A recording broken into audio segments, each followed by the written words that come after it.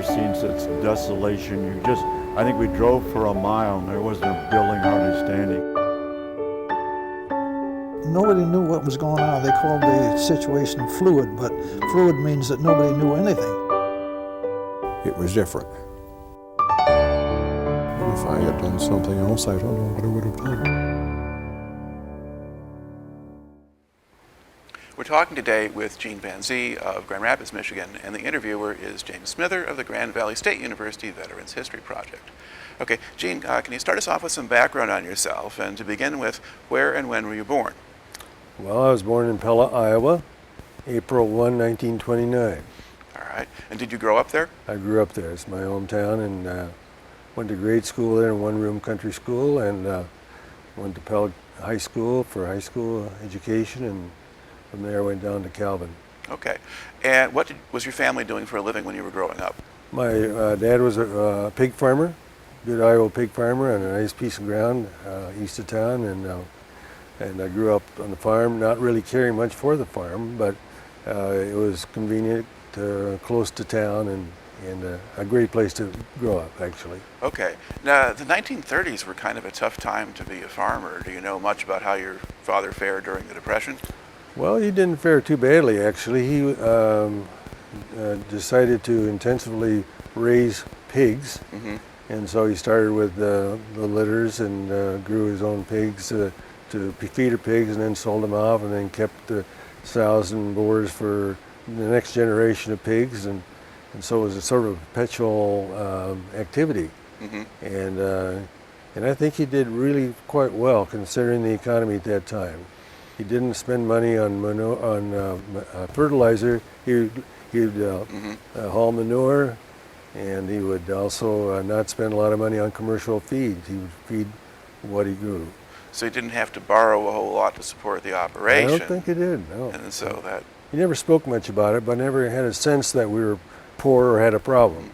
Yeah, and in the end, people still need to eat. They do. Yeah, and that kind of thing.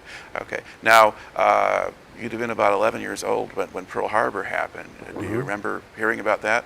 Remember exactly where I heard about it. It was on a Sunday afternoon, and we were listening to the radio and heard that Pearl Harbor had been bombed. Didn't realize the implication of that at that time, but certainly we could see that everyone was disturbed about it, and we went to church twice on Sunday in those days, so that night the minister broke down and wept about that. He felt very bad about it, and there's a lot of anguish, and so I remember it vividly. Okay, and what sort of impact did the war have on your community? You're going, to school still then? Well, of course, many of the men went to the armed services. Many of them enlisted. My uncle was the first one drafted. He had the first draft number. My cousin lived next door. He enlisted in the Army and became an engineer, and actually went up Point de Hoc eventually, and got the Silver Star for that. So that was quite a close connection we had, and it impacted the whole community. Of course, we had metal drives, and we had savings with war bonds and all that. War bonds, all those kind of things. Yeah. Okay. Now, does rationing affect you very much if you're on a farm, or? Well, not really. You had money, or you had stamps to use for fuel for the tractors. We didn't have a very good stamp as far as the cars are concerned, but occasionally, once in a while, the tractor gas got into the car gas tank. I don't know how that happened, but yeah, and you have a lot of food out there of one kind or another. Right. So I guess some staples like sugar might have been in short supply. Sure, yeah, but never really noted that. We had gardens, big gardens, so we were fine during the summertime, and my mother canned a lot of things, and so that kept us over the winter months. And so I've never really noted that we were starving or had any problem at all with food. Now, as you were growing up, did you think the war was going to go on long enough that you were going to have to be in it? I thought about it. Actually, when I was in high school, a lot of the young men were gone, of course, but we were beginning to win the war at that point. And so I graduated in '47, So I was early in my high school career. I figured certainly they'll have it taken care of by that time. So I never really had an angst about that. Okay, so 47, it's off to Calvin College, and Right. then what do you do there? Well, I had no idea. I was going to just do general college. I wanted to sort of get out of the community to have a new adventure, and some of my friends decided to go to Calvin as well. And so I went to Calvin just taking a general course. I got to the registrar at the opening of the college, and he looked at my record and said, "You're quite deficient in a lot of things," because I didn't pay a lot of attention in high school to my studies. So he led me to a course in chemistry. Never had chemistry in high school. I didn't know at that time that he put me in a pre-med chemistry course, Okay. which was sort of a scary thing. But after about 6 weeks, my professor said, "Gene, you're hanging in there with the guys that have had chemistry before. Maybe you ought to try and pursue that a little bit more." So that's one of the changing in my opinion as to what I should be doing in college. And I had good roommates who also were good mentors, people who were scholars and who taught me how to study.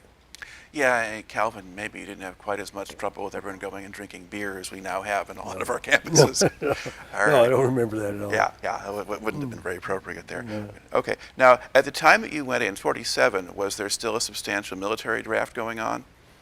I don't really remember that. I think there was a continuation of that Yeah. because of the Korean War coming up. and Korean War, well, that happens kind of by surprise in it hap- 1950. It did, didn't it? Yes. But at the time you went to college, you weren't really worrying about the draft. But then the Korean War does start while you were in college. Right. And how does that wind up affecting you? Well, then I began to think about, okay, what am I going to do with my chemistry? What am I going to do with the sciences that I've taken? And it took two years of German because that was a good course to be taking for medical background. And so at that point in time, I thought, there might be some benefits from this, and so I might even get deferred from the Korean War, and that would be a good thing to me. So that was So at one that of the- point, did it matter what your major was in terms of getting a deferment? Yes, it did. Pre-ministerial students were deferred, as well as medical students, dental students. Okay. So they were a unique group. They got a privilege there, you might say. But it turned out to be exactly that. And so I had to make up my mind whether I wanted to continue in medicine. And so I applied for medical school in my junior year and was accepted at the University of Iowa, which is my home state. And I told my parents halfway through my college that I think I'll try to become a doctor. And my dad said, "Well, you'll never make it." And and my wife thinks that that's one of the goals that I set out to change his mind about that. So I was able to get into medical school and graduate into that and enjoyed that a great deal. Okay. And then how long was medical school? 4 years. Okay.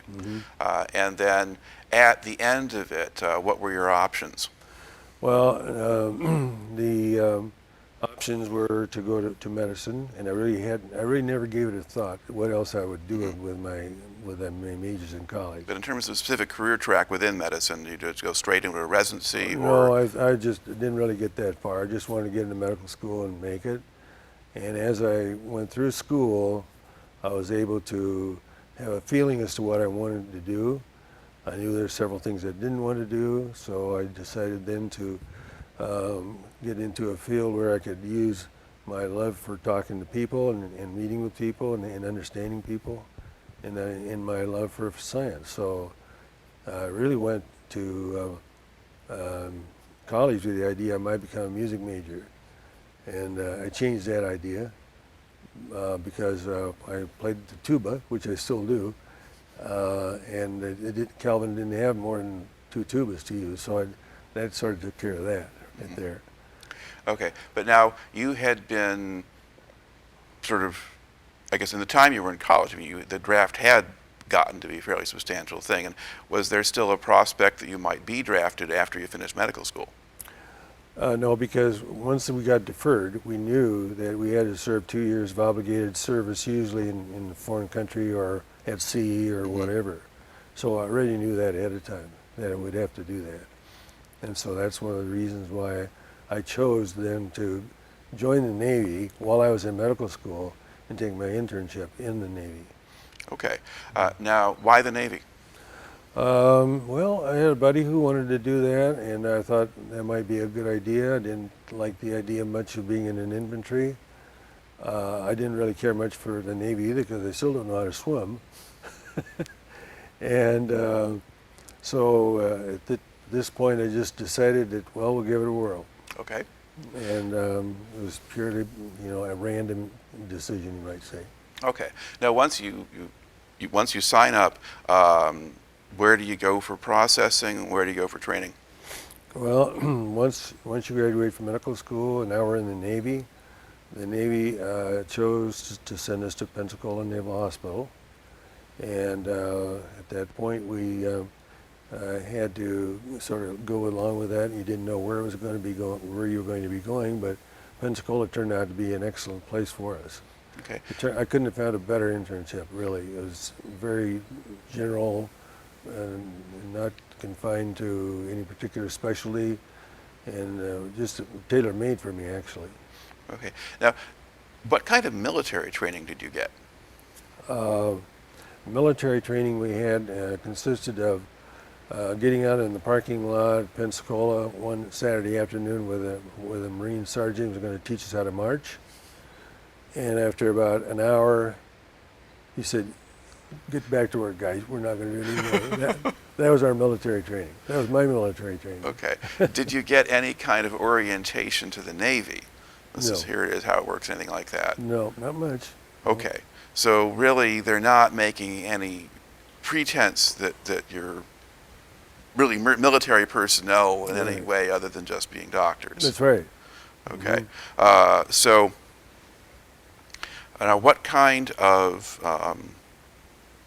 accommodations or facilities did you have? I mean, where did you live when you're in Pensacola? Are you on the base or off it? Well, we were married a year before I graduated from medical school. So we came to Pensacola with the idea that we would live off base. We would not live in government housing. So we would live among the people.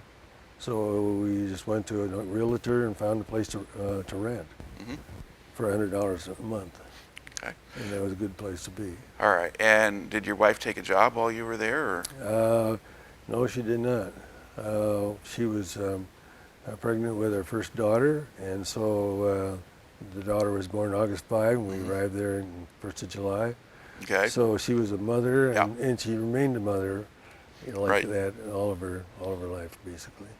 Okay. Now, at this point, I mean, I guess, first of all, describe a little bit the base facility at Pensacola. How big was it? What was going on there? Well, Pensacola was the headquarters of pre-flight for many of the people who wanted to become pilots.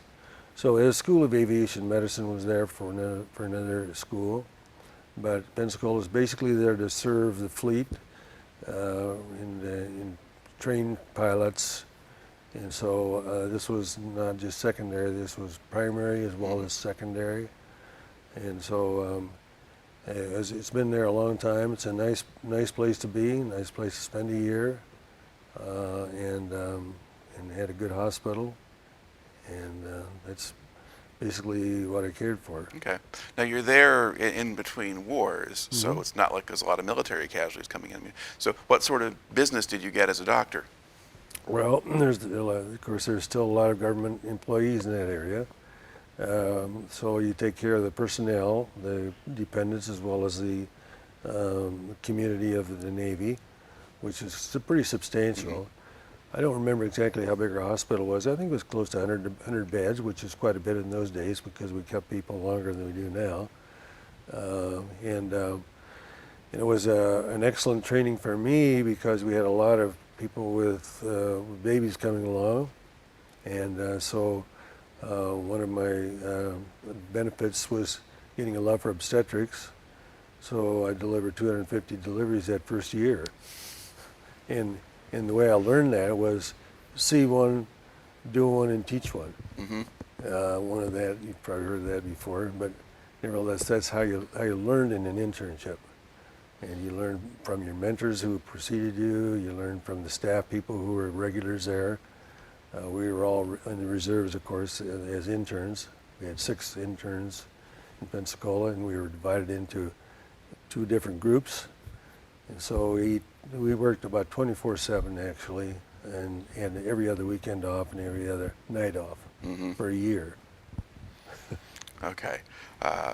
So you're doing it now. Do you have just a lot of sort of miscellaneous illnesses and things that the usual stuff? People get sick and Just go to like the hospital? it's like a community hospital. Right. The community is the Navy. A lot of them live on board.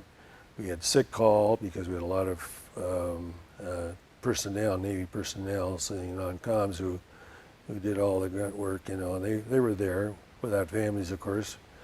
People who were more senior did have families with them, and so they actually made it a community facility, as well as a place to have babies, and we took care of emergencies there, and we did inpatient care, etc. Okay. Now, did you ever have to deal with casualties from training accidents? I mean, Yes, we aircraft? did. We did have, because you know you're talking about a facility now that does carrier qualifications on landings. We had some bad deals happen there. We had a lot of people that flame out, you know, coming in from training as well as, and just a lot of airplane activity there. And so this was really before the jet era, you might say, but yeah, they were just coming on. Yeah, I guess we had jet aircraft. I mean, they were using jets in Korea at that Right, point. right. But a lot of the stuff you were dealing with was It still was propeller all planes. basic stuff, right? Okay. Right. And I guess you do a lot of that also in training before you even get to jets, if That's if right. you go Exactly. that way. Yeah. Okay. You learn how to fly a motor before you can do a jet. Right. All right. So you have your year there, and then what do they do with you? Well, we had the choice of getting out at that point, and the Navy is very good about that. However, most all of us, all 6 of the interns, decided to just continue and serve out our 2 years obligated service rather than go into a practice, then get called in later on and have to, you know, get out of your house and away from your family and so forth. So we chose to continue with our stay in the Navy. Okay. And then how do they determine your assignment?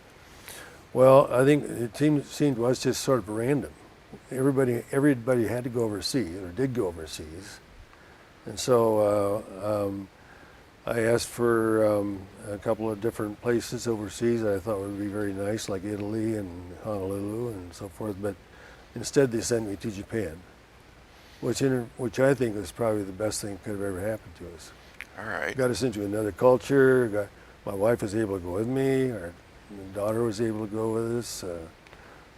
So it was, you know, never really felt that we were very military at any point.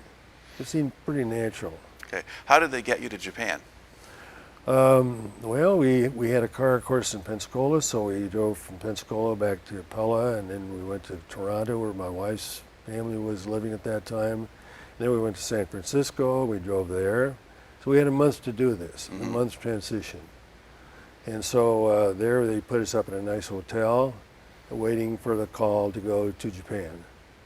And how are we going to get there? Well, there's several ways. If we were single, you could go on an LST or by air. So we were fortunate. In about 5 days, we were called to go to Japan aboard Slick Airlines. That was very encouraging word to use. Yeah. But it was in those days it didn't have really jet aircraft. So we had a DC-6. We flew to Honolulu. It took us 12 hours to get there, 2-hour stay there, and then we went 6 hours to Wake Island. We had another stop. From Wake Island to Tokyo, which was another 6 hours. All right. So that was all continuous. Okay. And then where were you actually stationed in Japan? And enlisted Atsugi, which is a Navy base right outside of Yokohama, and it was the best naval air station overseas actually at that time, and it almost has remained that. It's a naval base where MacArthur came after the war was ended, and so And it's also was the kamikaze training field for the Navy, for their Navy people. And so there was a good base there. And we had, as far as facilities, medical facilities for us, we had a situation where we would serve in sick call during the mornings. In the afternoons, they gave me the billet of taking care of dependents. So I had a family practice for 2 years. All right. Now, did you have an American-built facility, or was it an older Japanese one? Oh, Japanese facilities, which were very good there. It was actually tailored to aircraft, you know, and so yeah, we had a lot of barracks there for the people who were staying there. The other thing is that you want to realize that NAS Atsugi was the base to support the 7th Fleet. It supported the personnel, the equipment people of the 7th Fleet. And so they would fly in off the carriers to Atsugi to get their planes serviced. Brought in a lot of personnel to do that. And it was a very, very active base, of course, just having come off the Korean War. So it was a good place to be again for us. All right. And what was the relationship like between the Japanese people and the American naval personnel? Well, I'll preface that a little bit by the fact that when my wife went with me and our daughter, we chose not to live on the base housing. We chose to live among the people. So we had, through special services, found us a few choices. And so we elected to stay and rent in a house in one of the communities, one of the villages outside the base. And we had some fear and trepidation about that, but it turned out to be not really a problem at all, actually. Okay. Well, what sort of house do you get? Well, the first house we had was a typical Japanese house with a tatami mat on the floor and 2-story and quite primitive, actually. We got kerosene from the base to heat the house, and we had to bring water there too because they had some primitive water resources in those houses. Worms would come out of the faucet. We didn't care for that so much. And so we had a good, comfortable place. And the other thing we had to have there was a full-time live-in maid because we had no telephone. We're out in the country, and you had to have somebody there to babysit or go anywhere or whatever. So that was good. So that was for the first year we were there, we lived in this house. The second year we were there, we lived in another house where word of mouth we found out that a missionary was going on furlough to the States and they were looking for a person to rent their house, which we were able to do. And that was probably the finest house in the whole village. Okay. And did they have better water? It was better water. It was absolutely incredible. It was Philippine mahogany throughout inside, a stainless steel kitchen, garage, a yard for equipment for playing, and so it was a very nice place. Okay. And did you have a car there? We had a car, and we were able to take a car over from a car that we left in San Francisco was over waiting for us when actually we had to wait about 6 weeks for our car to get there, but yeah, so we had a car while we were there. The government took their car over there for us. So how well does an American-sized car fit in Japan? It's a tight squeeze. It's a little bit vulnerable. Yeah, it's but you know the roads are quite primitive. There's a lot of war damage that had been sustained during World War II, still present. Although the Japanese were very, very industrious in cleaning up things, but the roads were the infrastructures were still very poor. But you know the speed limit on the main road there was 32 miles an hour. And there were narrow roads with ditches on the side, sanitary ditches on the side, so you didn't want to. So they're very, very good about using their land well and avoid any waste space that way. Okay. To go back to the original question, I mean, how did the people themselves treat you? You know, they're, they treated us very respectfully.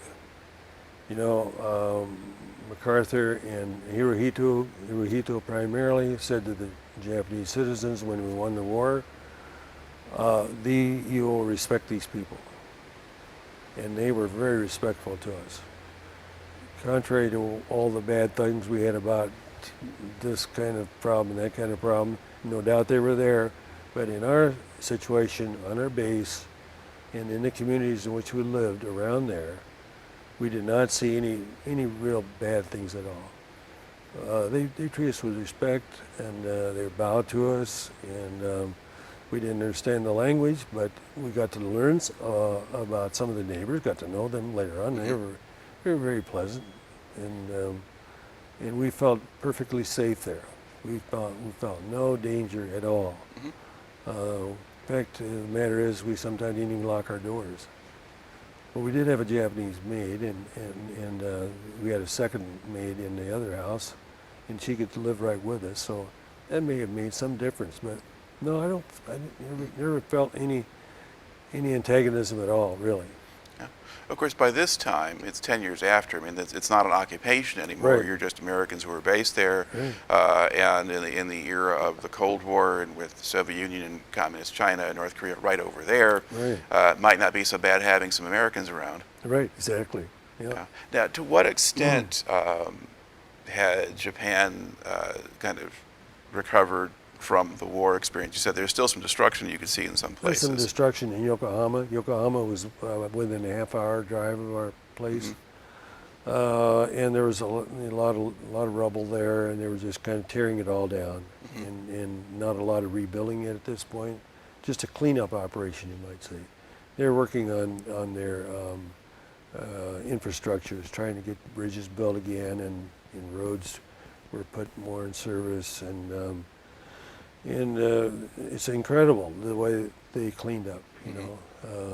Occasionally they would see a nice new project going up, but it took them a while to do that, of course. And in the 2 years we were there, we saw a lot of progress. Okay. We also took the advantage of since we're in a foreign country, to go almost every weekend somewhere, you know, with our car. We could drive into the countryside, and had no idea where we were going.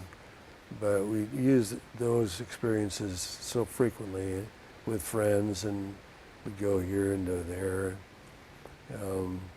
Went to the resorts on the beaches there, and climbed Mount Fuji, and did a lot of visiting some of the neater cities there. And what kind of condition was Tokyo in? Tokyo was also there's a lot of destruction there, although downtown didn't show all that much. Yeah. Really. The main part of they built it up really quickly, you know. Yeah. Well, part of it had never been burned. That's right. Yeah. Yeah. So actually, the destruction part of it was not all that apparent. You know, it's been like 10 years already, Right. and they're very industrious people. They don't fool around. You know, they get to work and are a good industrious people. Okay.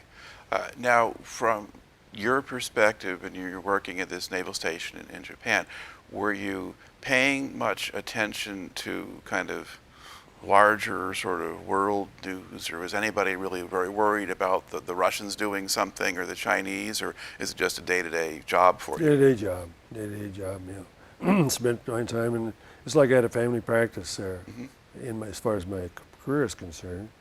My wife, she was a little more isolated because we only had the one car, and so she had to find ways to entertain herself, and the service clubs did a lot to help that out, and also with our maids, they helped a lot with our kids. In fact, our second daughter was born there, so we had 2 children now after we were there a year, and so.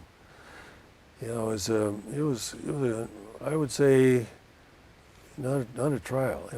We felt, in retrospect, that it's probably the best 2 years of our life that we spent there, because of the freedom we had. Didn't have any call except maybe once or twice a week at the most. In contrast to when I was in the States at Pensacola, I was in call all the time. Yep. Yeah. So it was interesting. All right. And you talk about traveling around. Did you get as far down as Hiroshima, or did you not go there? Didn't get to Hiroshima. We didn't. We stayed pretty much on Honshu Island, but actually I was able to travel some myself. My wife wasn't, but we did make a couple trips to Hong Kong in a DC-3 because the guys needed hours. You know, the pilots needed hours. So Okay. we're going to have a trip to Hong Kong. You want to go along? So yeah, we did that. Flew to Okinawa overnight and made it a 2-day deal. And let's see, also got to the Philippines. Far East Academy of Medicine was having a conference in Baguio in the Philippines, which was a nice little benefit. And so also I took a third-class sleeper to Kyoto and Nikko. We visited all the major towns that were of interest, that were within reach, but we never got to Hiroshima when we unfortunately didn't really ever have the opportunity to get there. We wanted to. Well, it was a little farther little away. bit It's still further on away. Honshu, but Different- farther down. Different island, right, yeah. All right. And in the time that you're in the Navy, you have contact with a lot of different sorts of personnel. I guess what kinds of people were serving in the Navy at that point, whether as enlisted or officers? Of course, I don't have anything to compare it with, but I thought they were all, people who were committed to their jobs. We knew a lot of people who were career people, Navy career people, and everybody loved Atsugi. I mean, they had a lot of comparison. They told us that, you got a good base here, you have a good tour of duty. And the service personnel also realized there, I think, that the non-coms, that they also had a pretty good duty. This was better than ship duty. This is better than, in Korea. There could have been a lot worse. One of my colleagues from Pensacola was sent to Korea, and that was not a good match. That was totally different country at that point, and it had just been undergone war, and the attitude was different. And so that's when we fell in love with the MASH programs. If you want to know how the war was, MASH will tell you a little bit how it was. and we actually felt a little bit of that too in Japan. We had the same kind of personnel, people with all various problems and difficulties. So. And what was, I don't know, how integrated was the Navy at this point? Were there many black sailors around? I think so. I never thought that was a problem anywhere. I don't think anyone did. We had a couple of black physicians in our group. In our hospital and in our dispensary in Atsugi, we had the doctors from the squadrons that came in who served part-time with us. They worked while the planes were being restored, and they were given some R&R time, so they came and helped us. So we got to know a lot of good people from a lot of different places. And we met some interesting black people as well. It was not a problem. I never realized it was. Yeah. Well, the Navy had fairly established traditions of segregation and things, and those were breaking down by that time, and officially were desegregated back in the late 40s, but a lot of it was still going on during Korea, and so it goes in bits and pieces. But now you're seeing black personnel in just a variety of different specializations. Yeah, and I saw a lot of the families, because I had there was a lot of social situations because of personnel marrying in Japanese, the man butterfly kind of concept, so it was a challenge to do that, and I thought really an interesting challenge, and to understand where they came from, and not only the Japanese people but also the Americans. So we had a lot of ability to help people out there. Yeah. So the other thing that was one of the major occupations that we had was venereal disease control, which we were expert at. and we got to become expert at. And I think that's true of every Navy major base around, you know. So we had some very interesting stories in there. Yeah. Well, in Japan, I mean, prostitution was essentially legal in some form. Was. And you had what amounted to almost government or even military-sponsored facilities, at least at times, after the occupation. So, Right. and was part of your responsibility to regulate or do inspections and that kind of thing? They did a lot of that. We had one of our duties part-time there was VD control, and we had our own set of VD control situations, and so we could deal with all the villages around us, but we had trouble dealing with the people who came in from Yokohama and Tokyo after a long weekend and sharing all the germs with different Right. people. So that was it was a real challenge, and so we had ways of doing that. We knew the various houses that were in operation, and we'd had pictures of all the girls, and the guys would have to identify which girl they had seen by picture, and so that was an interesting way to do it, and it was quite effective. One of the things that we encountered while we were there was penicillin-resistant gonorrhea. And in fact, the matter is, I wrote a paper on that with a fellow from the National Institute of Health who was also in Japan, and to say that okay, we're seeing that the certain standard dose of penicillin is not taking care of this, and we had ways of checking that out. And we published an article and sent it to the major journals in the States here. None of them said, we're not interested, that it can't be. Wow. So it was one of the first articles that came out about penicillin-resistant gonorrhea. Yeah. And That's certainly a problem that's gotten a whole lot worse. it's So gotten was- a lot worse, no doubt, yeah. There's mega doses now. Yeah. All right.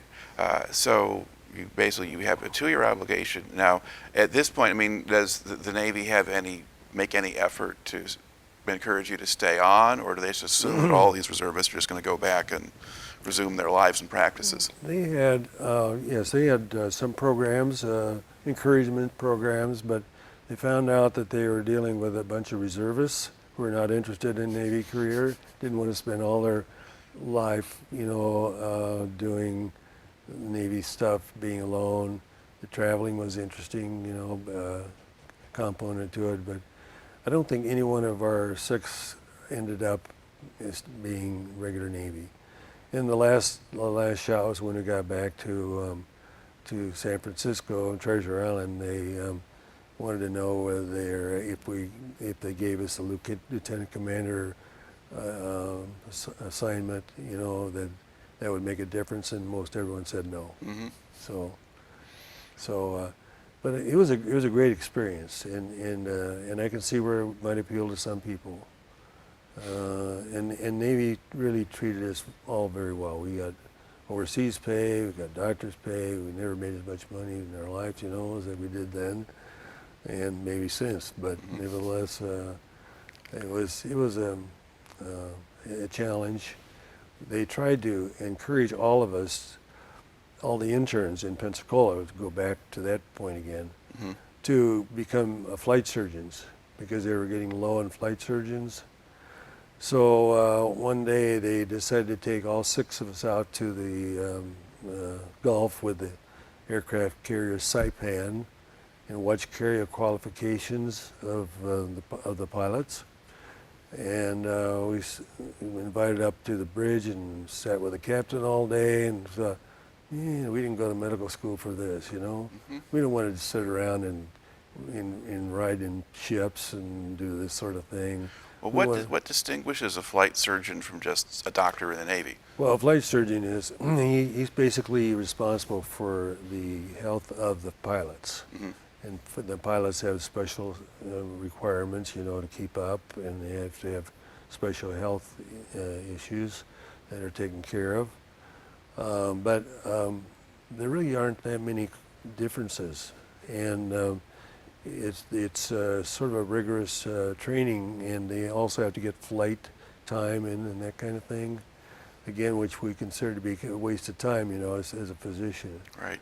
But getting back to this time they took us out Yeah. the Gulf, one pilot had a difficult time making the landing and overshot the deck and banked too sharply, and he went down to the bottom of the Gulf and never was found. Mm-hmm.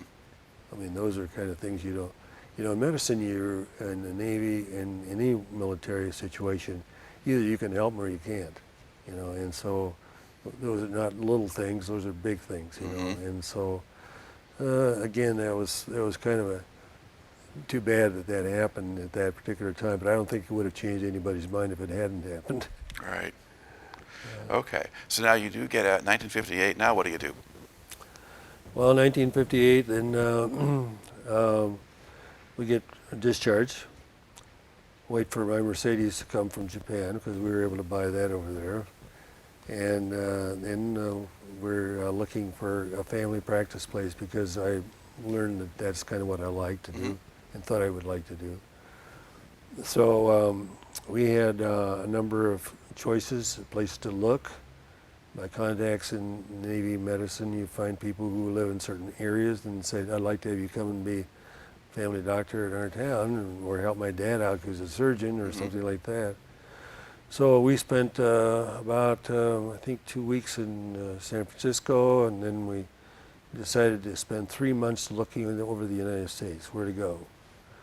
Okay, so my wife's parents were up in British Columbia as a pastor among the Dutch there. So I went up there to look, and of course that was never a choice, but it was an interesting adventure. Then on the way back across the country, we ended up in Denver. We knew of a clinic there was looking for doctors. We interviewed them. Then we went back to Pella, Iowa, and they were really hungry for a doctor because they had no hospital there or anything. They needed somebody to get the thing innovated and going. So, but my wife said, I'll never live in Pella because it's not my town, that kind of thing. Well, she may have been right on that. At any rate, so then we knew of a place in Minnesota. We had some college people who were up there and said, we need a doctor really bad here. So Raymond, Minnesota, I went to look at Raymond, Minnesota. Then the next place we went to was in Wisconsin, and again another Dutch enclave. So then by that time we decided, okay, we'll go to Coatesville, Pennsylvania, which was the home of my surgeon in my internship. And he was a great surgeon, and he said, my dad's in family practice, he needs help, why don't you come? So we went to Coatesville, Pennsylvania. We didn't really care for the culture there, and the economy didn't look good. The coal mining country wasn't all that great at that point. And the other choice we had was Goshen, New York, north of New York City. We knew some people there. We had an opportunity to go there. Again, another surgeon who we knew in Pensacola was in practice there. So we looked at all these places, and without letting bias overtake us too much, we decided that Pella, Iowa needed us the most. Okay. And it'd be the best place for us to go because our kids had grandparents there. In fact, our grandparents, my parents, took care of them while we were doing this search throughout the country. So ended up practicing in Pella, going there in 1958 and practiced there 42 years. Okay. And then how do you wind up in Grand Rapids? Well, we have 3 daughters, and all of our girls went to Calvin. My wife and I both graduated from Calvin, and the 3 daughters found spouses, not from Pella. One lives in Jenison, and another one went to Chicago, and another one went to Arizona. So we got three families now separated apart. So we have to decide in our retirement now where are we going to live. Well, if we're going to get to know our grandkids, we're going to have to be where they are. And Grand Rapids seemed to be the best alternative to those 3 choices. Okay. So we decided to move here, and we bought a house and a condo. And so it's been a good move for us. and we're close to our Chicago kids. Mhm. And our daughter, who went to Arizona, is didn't come back here, and so, but now all of them own second homes here, so it's worked out for us. All right. 8 of our 9 grandkids are Calvin grads as well. Okay. Now, to look back on things, how do you think your time in the service affected you, or what did you take out of that? I think it took out. I think it created a good feeling for what the world was like. Got us out of our Midwestern, fix. And even though Pella is a great cosmopolitan area, people do a lot of traveling there, and there's a college there and so forth. It just gives you a better perspective on diversity and culture, and gave us a love for traveling, which we've done a lot of over the years, and might say makes you a broader person. All right. Well, makes for a good story. So thank you very much for coming in and sharing it today. Hey, glad to share it with you. Okay. Yeah. And that'll do it.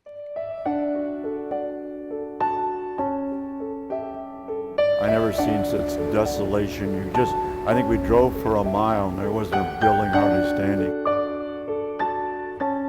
Nobody knew what was going on. They called the situation fluid, but fluid means that nobody knew anything.